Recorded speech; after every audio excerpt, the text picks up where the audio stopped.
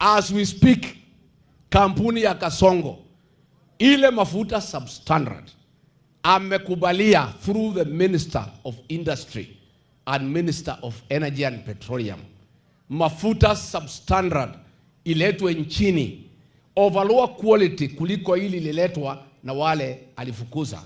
Ameleta mafuta iko na sulfur ya 50 milligrams per kilo of sulfur.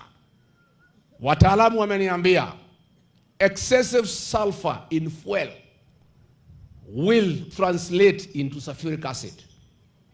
Sulfuric acid will cause corrosion to the sleeve cylinder of the engine, to the piston and the rings, and the vehicles within 3 months will start having a slow knock.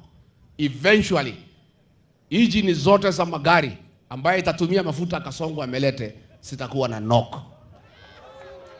We are staring at a national crisis.